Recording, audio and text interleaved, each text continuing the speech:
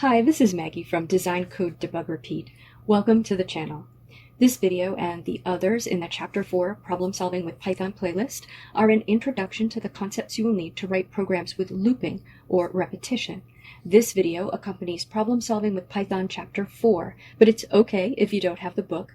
The videos stand alone as instruction on these topics. In the last video, we talked about looping or repetition flow of control, while statements, and the loop control variable. In this video, we're going to talk about using a loop to solve interesting problems like adding any number of values, finding the value that is the best fit for a property, such as the largest or smallest, and using a loop to obtain values until a particular value, called a sentinel value, is entered. I'm going to be referring to variable roles in this video. So I want to cite the source of the variable roles idea, a paper called Roles of Variables in Learning to Program by, and please forgive my pronunciation, Jorma Sayaniemi. I'll include a link in the description of the video. What I will be calling an accumulator is called a gatherer in the paper. The role is the same. I just prefer the name accumulator. Let's dive in. I have open here in idle a script that you might like to type in so you can follow along with the video. This script obtains 5 integers from the user in a loop, and that is all it does. And there is no context to this program, but I'm sure you can imagine many different contexts in which you'd want to obtain a series of values from the user. For example, inches of rainfall, hours worked, candy acquired from each house on Halloween, votes for a candidate, number of times a word is said in a speech, etc. We're going to focus on how to analyze the numbers so you can use these patterns in any context. This program has 2 variables, number and I, both integers, and we have a standard while loop in which we initialize I to 0 and loop while I is less than 5, obtaining a number in the loop and then incrementing I by 1. I'll run it and enter 1, 2, 3, 4, 5 at the prompt, and of course it does nothing else. Let's begin by totaling the numbers entered. To do this, we'll need a variable to hold our total. I'm going to call the variable total because sum is a function in Python, so we should not use the word sum to name our variable. Because our inputs are integers, our total will also be an integer. So I'm going to annotate a variable called total of type integer. Anytime you want to add up values inside a loop, whether it's some values or all values, or maybe you want to append strings together in a loop, or maybe you want to multiply numbers together in a loop, the operation doesn't have to be addition, you're going to want a variable in this accumulator role. This variable, total, is going to accumulate the values that we encounter in the loop as the user enters them into one variable. So we're adding all of the values entered together to accumulate a total. Each time through the loop, we're going to get a new value from the user and reference it with the variable number. So if we look at when we executed the program before, the first time I saw the prompt, we were in the loop for the first time, and I entered 1. That value was stored in number. The second time we were in the loop and I saw the prompt, I entered 2. That replaces the 1, that number previously referenced, with 2. So we've lost the 1, and now number references 2. The next time through, we lost the 2 when I entered 3. This variable role is called a most recent holder role. It's the most recent value entered by the user in this example, but you'll see that this role works for other input streams like files or sensors. Each time through the loop, the most recent holder gets a new value from the input stream, so it always holds the most recent value entered. Usually in a loop, we're going to want to process the value in the most recent holder in some way, because the next time through the loop, the value is going to be replaced, and the new value is now the most recent value. We're going to add number, the most recent holder value, to our total. So after we obtain the value from the user, we'll write total plus equals number. Now, here's a tip about accumulating. Remember that total plus equals number is short for total equals total plus number. The way assignment statements work, the right side is evaluated and assigned to the variable on the left. Well, here, the right side is saying evaluate total, evaluate number, and add them together. Right now, the way we have this program written, Python can't do that. Let's look at the error we get when we run the program. This is a common error I see, so I want to help you error-proof your code against this. Okay, I run the program, and I'll enter 1 at the first prompt, and I get a red error message. Name error, name total is not defined. Beginning programmers are often puzzled by this error, and I know that because I have a video about this error, and it's my most popular video. I'll link it here and in the description in case you're interested. But let's dig into why we're getting the error here. We've annotated a variable called total, but that is not the same as defining a variable. That might sound like this is a silly game of naming things, but it's not. What we've asked Python to do makes no sense. It can't add together total and number because total doesn't have a value. We can say it's an integer, but what integer is it? That's what this error means. When Python says a variable is not defined, it means it's never been on the left side of an assignment statement. That's how variables are defined in Python. Until we do that, we have a name without a value. Python can't evaluate a name without a value. So for a total, what initial value do we want to give it? You have options. You could pull one assignment statement outside of the loop and give it a first value, which is the first value entered by the user. I'm going to flash some code here of what that looks like, and I'll upload it to my GitHub repo and read it really quickly. It's called inittotalalternative.py, but we're not going to dwell on it because there's too much to cover in this video. So that code looks like I equals 0, then total equals int input, please enter a number. And then that is followed by our loop, but executing only 4 times because we've already read and processed the first value. That way is fine. The only real disadvantages are that we have to repeat the prompt, and it isn't as clear that we're totaling 5 values. Let's look at another way. In the loop we have right now, we're trying to add number to total, but total doesn't have anything in it. So the question is, what do we want to be in total after the first execution of the loop? We want it to have that first value entered by the user in it. The way to do that is to put 0 in total. So when we add the first value to total, we're adding it to 0, giving us the first value. So we'll add a line before the loop, initializing total to 0, and that will solve our problem. When we're writing loops, quite often we will get into the most trouble in the first iteration and in the last iteration. We might execute the loop one too many or one too few times, or we'll write the logic so it works for the values in the middle executions of the loop, but we'll miss something special that needs to be done at the beginning or the end. That's what happened here. Sometimes this is a good way to approach writing the loop. Get an algorithm working for the second, third, fourth time through the loop, but then figure out what you need to do that's special, if anything, for the first time through and the last time through. So let's just add one more line of code at the end so we can see our total. I'll just write print, the total is, open close curly brace, dot format total. And let's run it.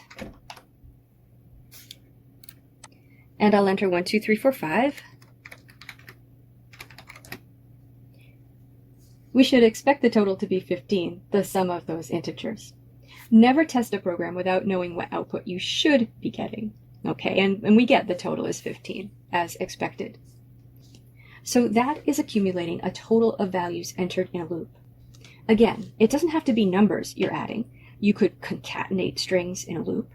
And it doesn't have to be every number. You could be adding all of the even numbers, or all of the numbers over 100, or all of the positive numbers. And it doesn't have to be adding. You could be multiplying or dividing, for example. For all of these use cases, you'll want a variable in an accumulator role to hold that accumulated value. Now let's move on to the second cool thing you can do with a loop, finding a best fit value. We're going to continue to work with our generic number example here. Now, finding a best fit value means finding the value that is the closest match for your criteria. Your criteria might be the largest number, or the smallest, or the largest positive number, or the longest string, for example. And if you guessed that we'd need a new variable for this, you'd be correct. This variable is in the most wanted holder role. The variable in the most wanted holder role is going to find the value in the input stream that is the best fit so far for whatever property we're looking for. Let's look for the largest number. Now, if you know I'm going to enter 1, 2, 3, 4, 5, then you know the largest number is 5. And you can easily figure that out without a loop. What if there are a million numbers, though? You can't look at them all at once and see the largest. It would be especially hard for a human if they were floating point values. If you were being methodical, you would look at each value one at a time.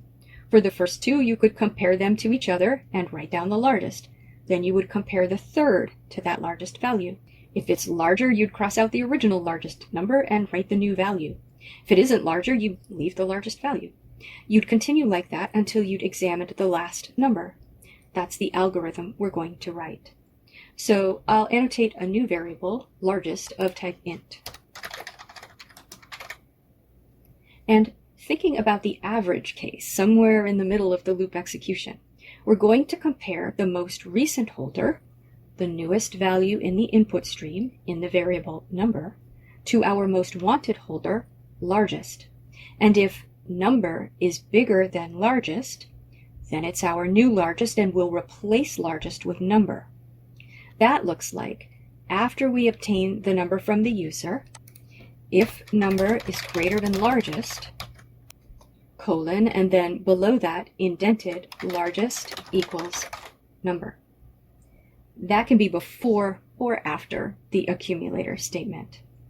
So we're just asking, is the value the user just entered bigger than the largest thing we've seen so far? And if it is, then we're assigning that to the largest thing we've seen so far, so that the next time through, we'll be comparing the new number to the new largest.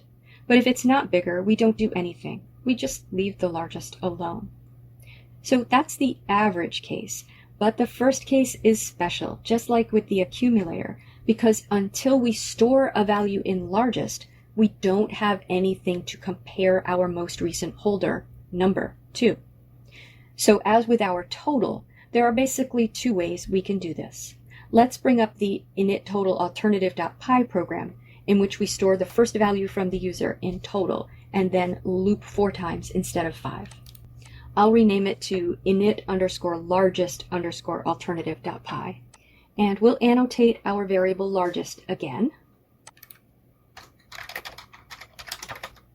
And after I initialize total to the first value entered by the user, I'll just also store that in largest. And then I'll add my comparison code down in the loop. If number greater than largest, largest equals number.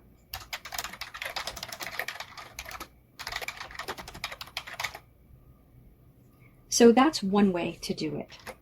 Basically, we're taking that first value entered by the user and using it to initialize our total, and we're saying that it's the largest value we've seen so far. Because it is. It's the only value we've seen so far. Now, suppose we want to loop 5 times, and we don't want to move the first input statement out of the loop.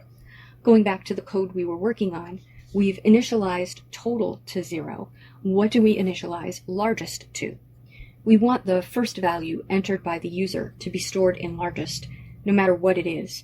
So we want the comparison, number greater than largest, to be true, no matter what value the user has entered in number. Can we use 0? What if the user enters a negative number? That will be smaller than 0, so that won't work. We have to initialize largest to the smallest possible value.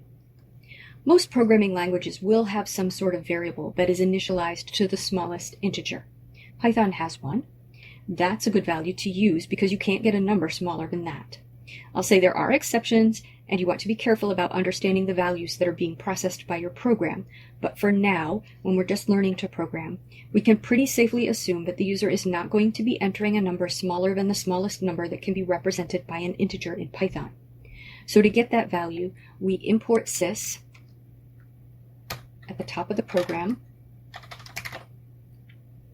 And then after we initialize total to 0, we'll initialize largest to negative sys.maxSize minus 1. Sys.maxSize is the largest integer, and negative sys.maxSize minus 1 is the smallest integer. Let's add a print statement at the end to print our largest integer. So I'll write print, the largest value entered is, curly braces, dot format largest. And now let's run the program. Now, to test this thoroughly, I would enter the largest integer as the very first integer, I would enter it sometime in the middle, and I would enter it as the very last integer, because usually an algorithm is going to break down at those edge cases. A loop will often be wrong on the first iteration or the last iteration. I'll leave that testing as an exercise to you. Here I'll just enter the same values I've been entering, 1, 2, 3, 4, 5. And Python tells me the largest value is 5. Now the final pattern I wanted to show you is the sentinel pattern. Suppose we want to allow the user to enter any number of numbers. How will we know when they're done? We can have them enter a sentinel value, a value that tells us they're done. The sentinel value is entered in the input stream. So the user would enter data, data, data, and then once they're finished, they'd enter the sentinel value. So it has to be a value that can't be in the data, otherwise the program might interpret data as the user being done. With our generic program, this is tricky because there's no meaning to our data. If we were obtaining ages, then we could use a negative value, like -1 as the sentinel. Nobody has an age of -1, so that's a safe value to choose as the sentinel. If we were entering temperatures, though, we wouldn't have the user enter -1 when they're done, because you can have a negative temperature. We'd have to pick a temperature that's out of range for whatever temperatures we're obtaining. For example, for living human temperatures, -1 would be safe, but for New England outdoor temperatures in degrees Fahrenheit, it wouldn't. And we might want to pick 200 or -200, for example. Another option is to obtain the input as a string, allowing the user to enter a number or a letter or word, and then convert it to an integer if it's not the sentinel. Let's do that so we can keep our program generic. There are different ways you can structure a sentinel controlled loop. I'm going to rewrite the structure of this quite a lot because we're now going to be controlling our loop with an input value. That's different from the way our current loop is structured. Our current loop is controlled by the variable I, and remember, that's all I does. Its whole job is to control our loop. With a sentinel loop, the loop is controlled by the input variable. Let's remove I from the annotations, and we'll remove the line where we give it an initial value, and we'll remove the updater inside the loop, and I'll also delete the condition after the keyword while. Okay, and remember that we're going to get our number from the user as a string and then convert it to a number only if it isn't the sentinel value. Let's make the sentinel value uppercase Q. So I'll have a new variable called input value of type string. And before the loop, I'll write input value equals input. Please enter a number or Q to quit. Now we're going to process that value only if it isn't a Q. So we'll write while input value is not equal to Q. Okay. Now inside the loop, we've got a value from the user and it isn't a Q. So it's a number they want to process. Let's now write number equals int input value, and convert that input to an integer so we can accumulate it into our total and compare it to largest. We'll delete the input statement inside the loop. We can leave the accumulator and comparison code exactly the same, but our loop needs an updater. Remember that input value is our loop control variable now. We're not getting 5 values from the user. We're getting an unspecified number of values depending on what the user enters for input value. We get that value before the loop header. That's our initializer. We test it in the loop header. That's our test.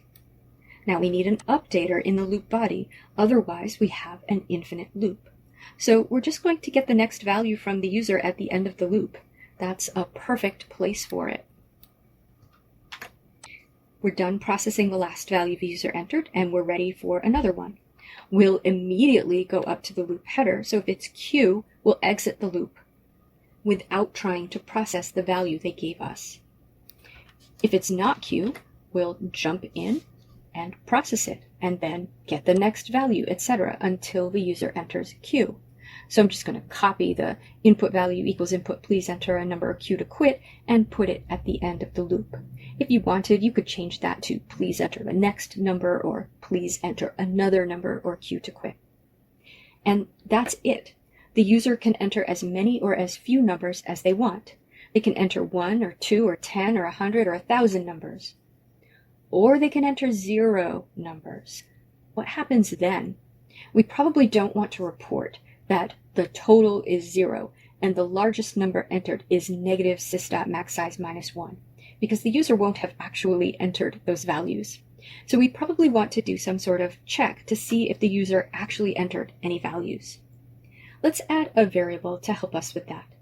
We could compare and see if largest is negative sys.maxSize -1, but that test won't work for all Sentinel loops. That just happens to work for this particular loop. Let's add a counter variable. I'll annotate a variable called count, an integer.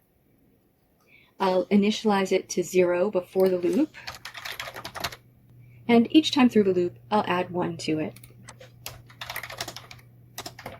That will tell us how many values the user entered. Now, before I display the output, I'll check if count is not equal to 0, and indent those 2 print statements. We'll only display what we've calculated if the user actually entered some values. I'll put an else print no values were entered. Let's test it on 1, 2, 3 Q.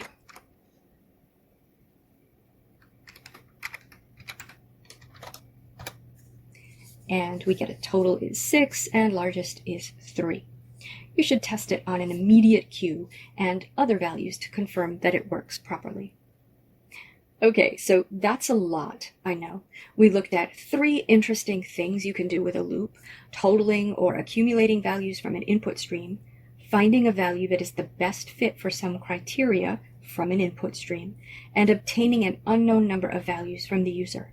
We used variables in different roles to solve these problems: an accumulator role to total values, a most recent holder role to obtain values from the user in a loop, and a most wanted holder role to find a best fit value. I'm going to end this video here, and I urge you to experiment with this. Try retyping the programs in the video from scratch without looking at them, and see if you can get them syntactically and semantically correct. Try making the programs your own. Give the programs some context. I've also included auto-graded exercises in the description of this video so you can practice with the video code. Once you've mastered the concepts here, you're ready to move on.